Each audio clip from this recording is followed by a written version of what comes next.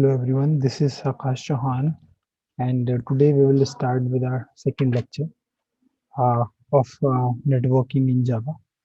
But before starting, let me discuss a topic. I think as I was seeing the student feedback form, and some of you are getting confused with the domain name and the URL in the URL. So I'll explain that part once again in a most simplest possible way. So let me explain that to you once again. Please wait. Uh, so, as you guys are aware, that uh, let's say there are many computers. These are computers, or you can say machines, or the servers. Okay, let me give you a little more space.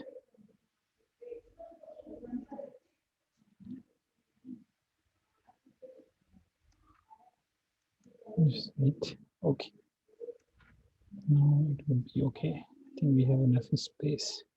Now, so this is C1, this is C2, this is C3, this is C4, this is C5, C6, and C7. So there is a C1 tries to connect with C5, but at the end of C1 it only knows the domain name. And for example, uh, C1 knows it is facebook.com. Okay, so as I said, there is a DNS server for each and every request. You might feel that C1 might be directly connected to C5. Okay, and such kind of a connection will be there, but it is not so. Okay, all the computers or some of the computers are connected with each other, but it is true that all the computers are connected with each other somehow with many possible ways. But if C1 tries to communicate with C5, then first of all, C1 would communicate with this DNS, and then DNS would find what you meant by facebook.com. So DNS would maintain, okay, let's say DNS, it is a DNS server. DNS stands for name server, domain name server, okay. So it will look up in the table, okay. Here we are writing facebook.com and the corresponding IP address, this one, okay. This IP address 69.63, 69.63 dot, okay, that would be stored at DNS server. So DNS would know among all the computers, let's say all the computers are connected with DNS server. It is not the actual network formation, but to understand what is the role of DNS, I think it is easy for you guys to understand this way. So C1 knows only this facebook.com, okay, and DNS would know the corresponding IP address of what you meant or what you have written in the URL, okay, as a domain name. So DNS knows that you are meant to connect with C5, okay. So you are trying to connect with the C5.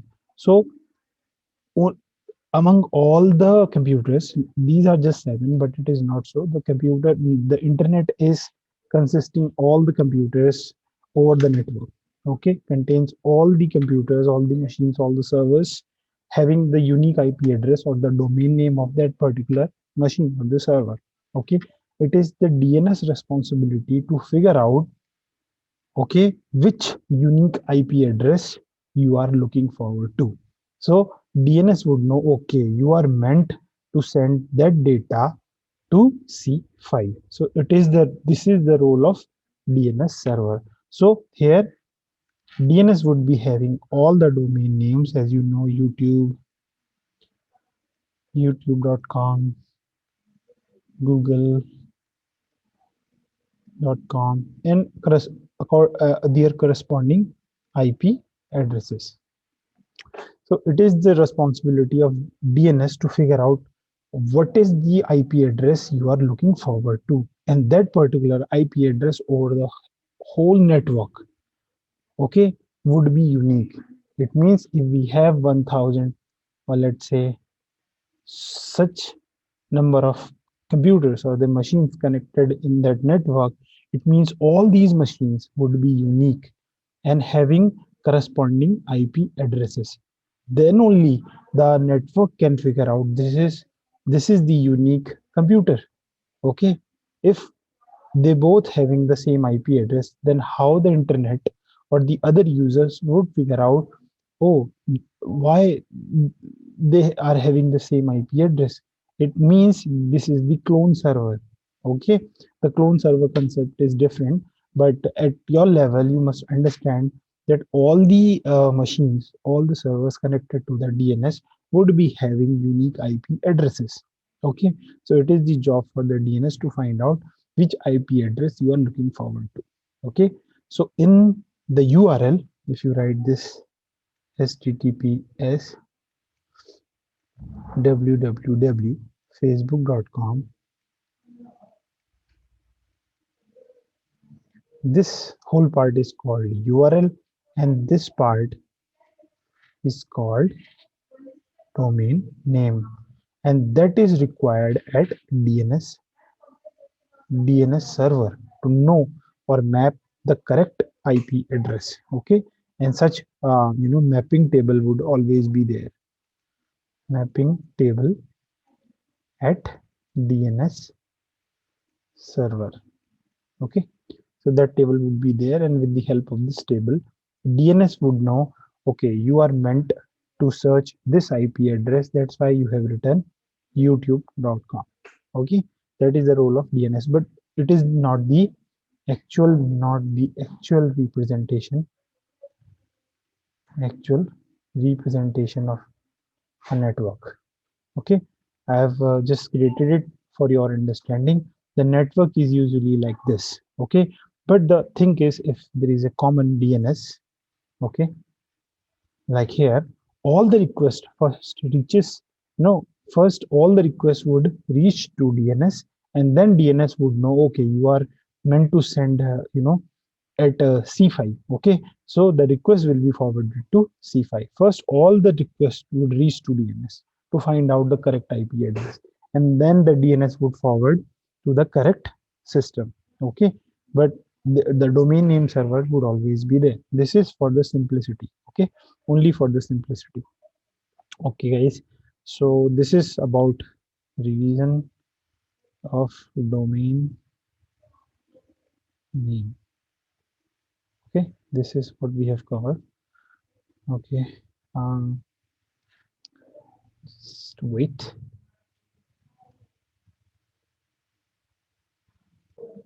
So let's start with our second lecture. So in this lecture we will talk about the Java environment setup. Okay, what it means to have a Java environment setup. Okay, I'll explain you. Let me provide you a space over here. Okay, um,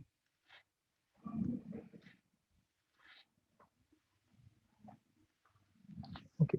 So, sir, the thing is, uh, we have a computer. Okay, and let's say this is the computer. Okay, we are using this computer, and we want to run a Java program on this computer. So what do we need for that? First of all, that on that machine, the Java runtime environment would always be there, would be there. That is the requirement to just simply run a program, only to run a program. Okay, but to modify that program, modify that program or compile that program, you need a compiler, right? So you need, when you need a compiler, not just the runtime environment, then you need JDK for that. JDK is Java Development Kit, which provides you the compiler. With the help of compiler, you can compile your program. So what this diagram, means is, if you have a PC and you have written this client.java program, okay, and you can directly compile it, but you cannot run or execute it. The direct.java program, you cannot execute it. To run or execute a program, first you need a exe file. An exe file would be created, or the object file would be created by the compiler. Okay, so if you have the compiler, then only we can have exe file, and we can run the exe file with the help of Java runtime environment. So it means to run a program, we need Java uh, runtime environment. That is why we usually find a directory in our system, JRE, which is pre-installed. Even when you buy a new laptop, you would find that JRE is pre-installed in your system. But it is not enough for the development or for the compilation of your program. For that, you need JDK. JDK is the Java Development Kit. With the help of JDK, you can compile, you can modify your program, and you can run the JRE again to run that program. But to process on that, to modify that program, you have to, you have to have in the JDK in your system. Okay, so it is the same thing what I have mentioned over here. This is the sequence that you should follow. It is not you should follow, you have to follow. There is no other way around. So first you write a program, then you need to compile it, and then you run it. Okay, you cannot directly run it. Okay, this is the process. You write a program, you compile it, and then you run it. There is no way to run a Java program directly. Okay, unless there is an inbuilt compiler, you cannot run a Java program. So let's say you have written this simple Java program. Okay, so here public class client, it is the simple class we are using, and it is to create main method in Java, public static void main. Then you pass the argument string array. Okay, and it is simply would be printing hello world at your screen.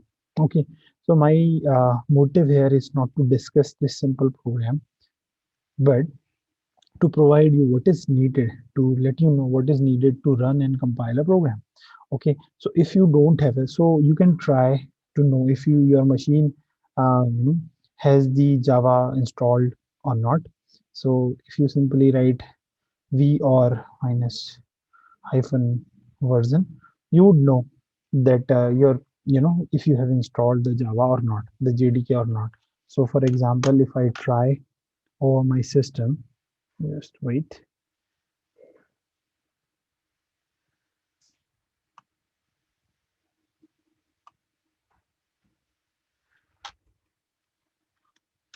Okay, so if I write Java version, it is Mac, so you have to use that. And I think in Unix or Linux, you can use Java hyphen V as well. Okay, it is not recognized in Mac, so you can try with that. But most of the time, you have to install JDK. Okay, so for JDK, I'll give you the link how to install. This is the download link. If you click on this link, it will forward you to. Please wait. So it will forward you to this Oracle free download site. Here, according to your machine, you can download your JDK. For example, I have installed this Mac OS installer, and I have clicked on it. It is a simple process. Just simply click on it, keep following the steps, and you will install it. Okay, so this is where you can install the JDK. So we have installed, I'm assuming that we have installed the JDK. Okay, and whenever you would be implementing this lecture, okay, so in that case,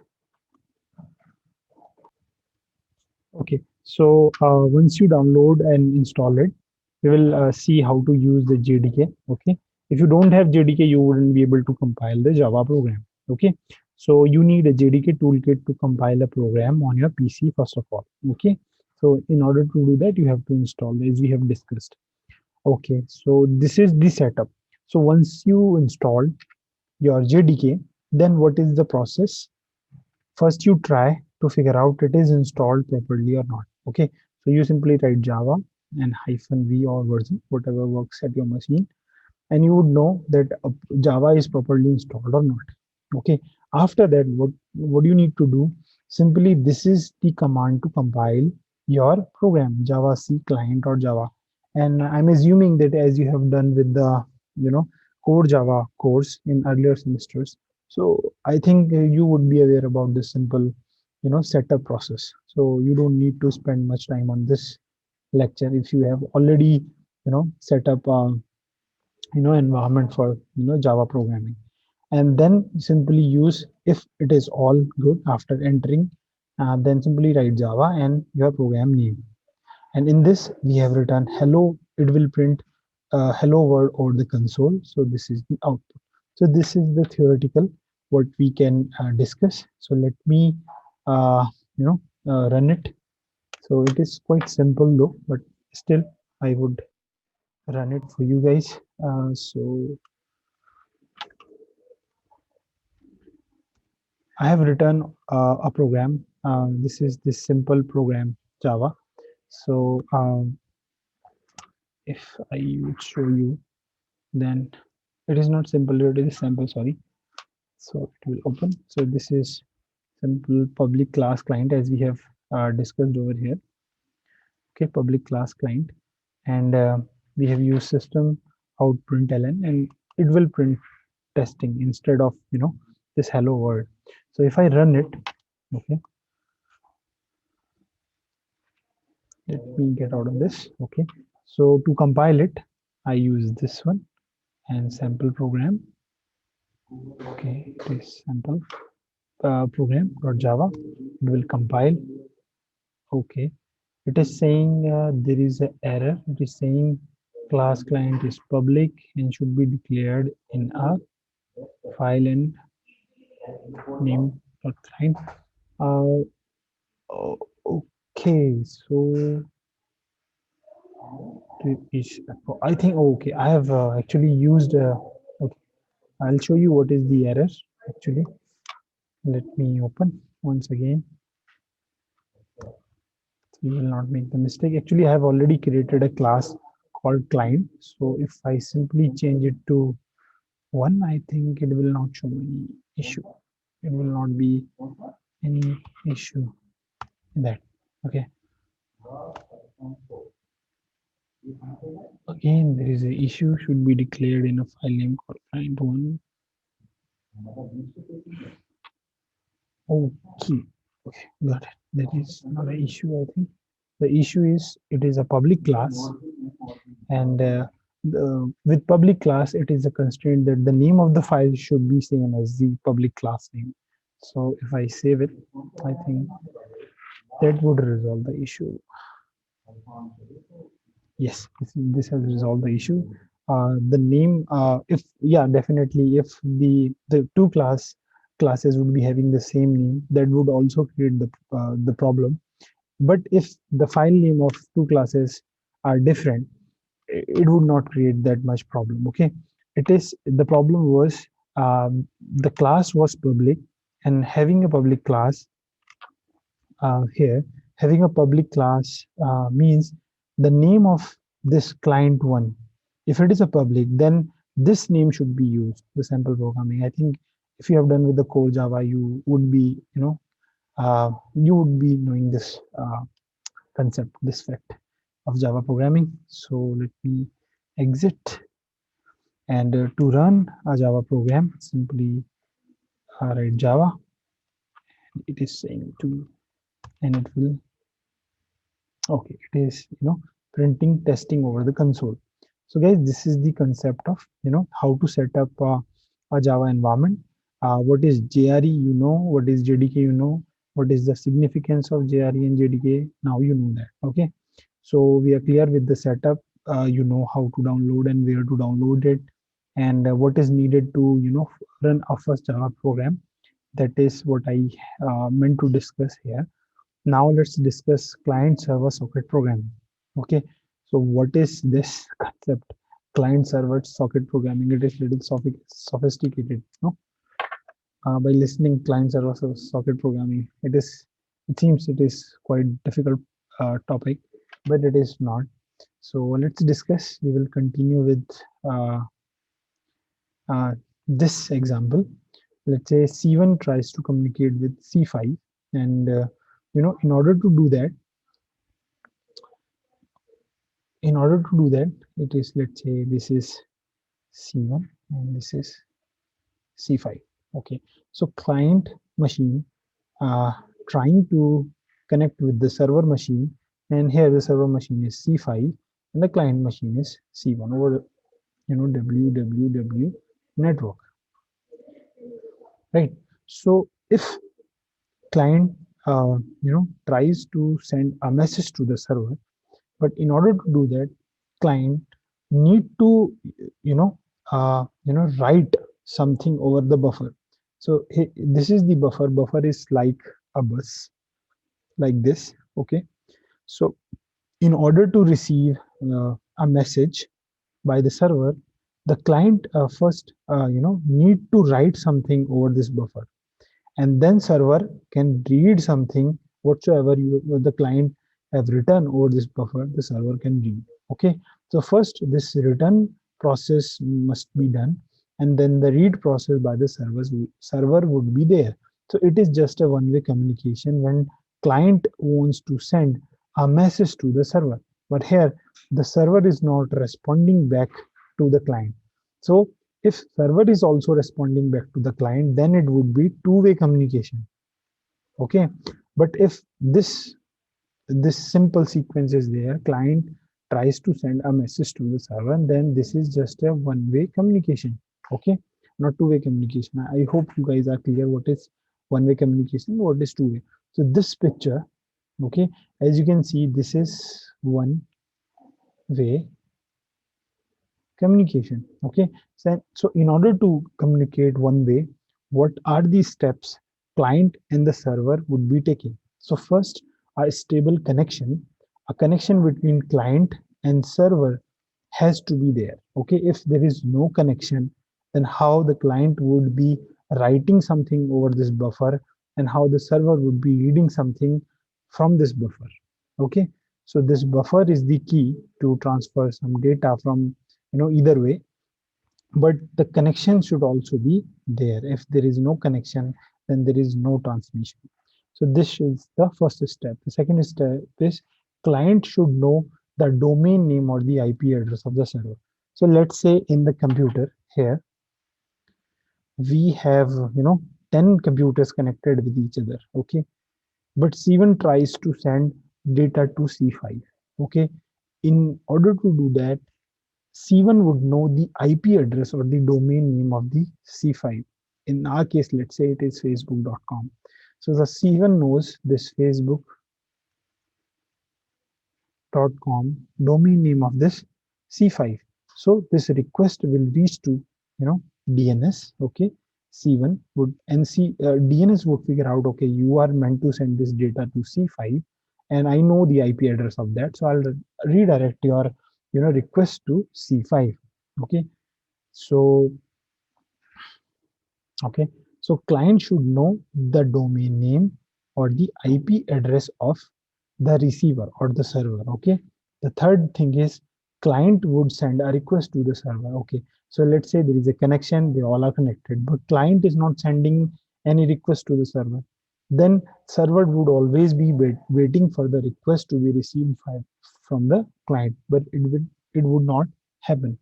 Okay, so this would be there.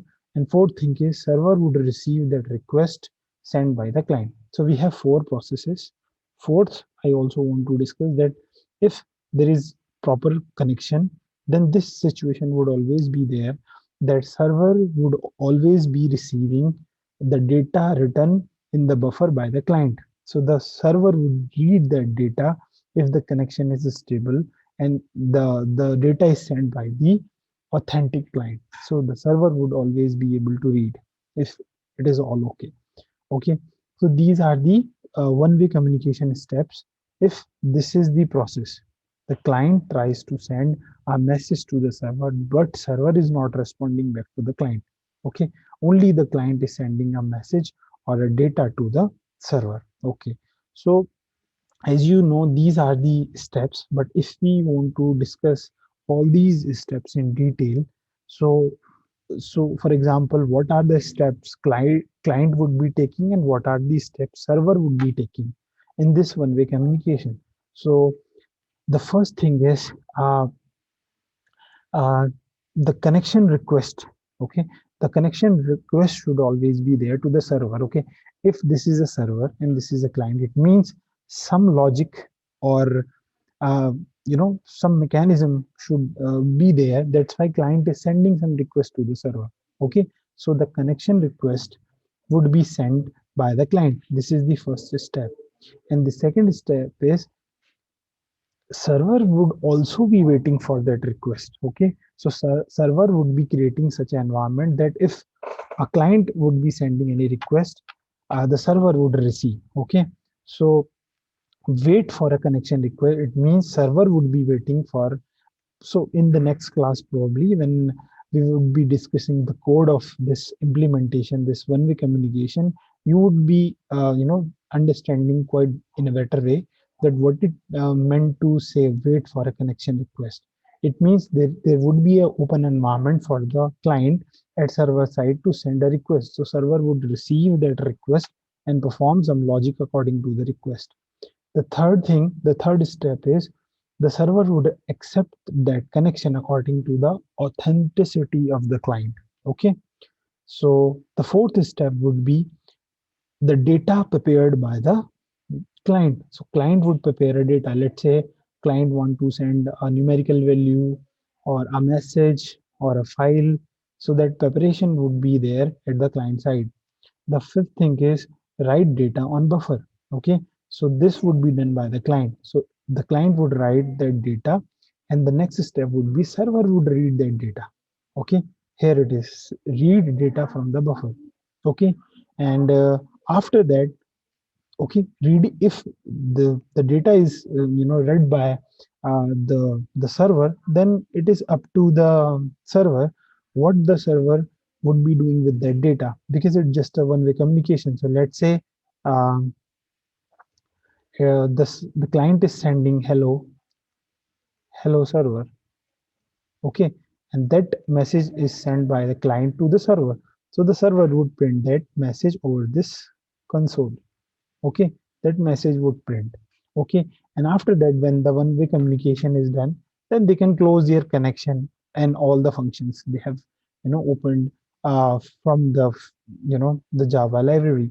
I'll explain what library they will use, what are the the classes they would be using to request a connection, and how to prepare, how the client would be preparing the data, and how they write, what are the functions involved to write data on the buffer. In the next class we will discuss in detail, but in this class the compilation of this lecture would be that you should understand what it takes to communicate in one-way communication by the client and by the server. What are the necessary steps the client and the server would be making to build a one-way communication? Okay, so guys, this is about today's lecture, and at the end of this week, probably Saturday, I would be having a doubt class. So in the doubt class, uh, we can discuss all the doubts would be coming till Saturday. So don't worry about your doubts, and thank you so much for providing your feedback in the feedback form.